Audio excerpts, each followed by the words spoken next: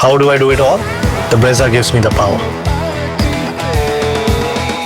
It does feel like England's relationship with the IPL has changed a little bit from the days of a couple of years ago where you had all sorts of guys coming over, maybe the Owen Morgan influence and the sort of legacy of KP, whereas now, especially with such a big year of Test cricket coming up, maybe also because England's performance hasn't been great in ICC events, you do have slightly fewer than you'd maybe be used to nowadays. And some of those big Test guys, Ben Stokes, Mark Wood, didn't register at all for the auction this year.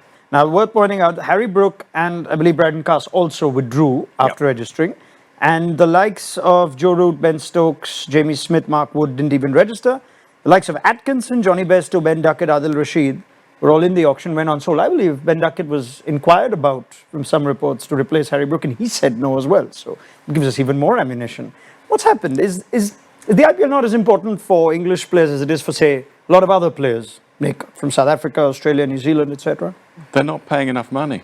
Yeah, that could very well be the long and short of it. I mean, on a serious note, I think there's a number of factors that Matt's mentioned there. I mean, Rob Key, who's in charge, of course, back at the ECB, he's basically unfairly right, to try and encourage his players to play as much for England. They've got 5 Test match series against India. They've got an Ashes to follow. They've got multi-format players like Harry Brook and Mark Wood. They're pretty well looked after now, and they're going to have to be pretty well looked after. So there's a bit of that influence that they perhaps don't need to travel and play in all these leagues around the world.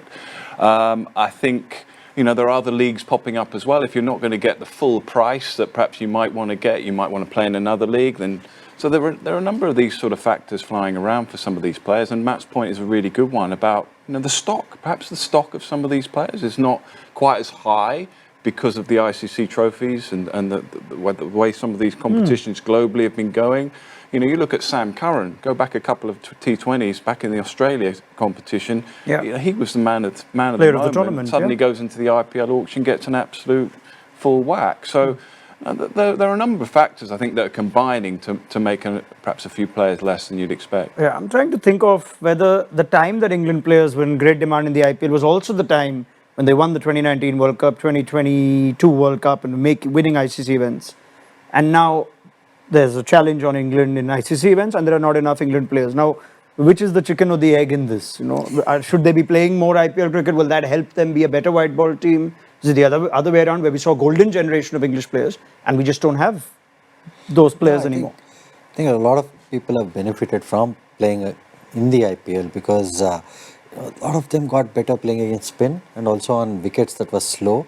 But somehow, we have seen the England side in India, and somehow they're just playing one-dimensional cricket, especially in the middle overs and especially against spin.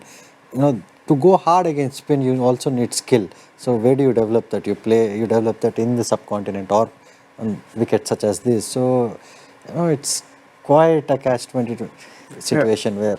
And actually, one of your early teammates, I think, back in the Mumbai days for you, was Josh Buttler in one of his first IPL seasons, and he's probably the prime example of someone who's come over here, shown how good he is, and also improved so much to become the player that he has been.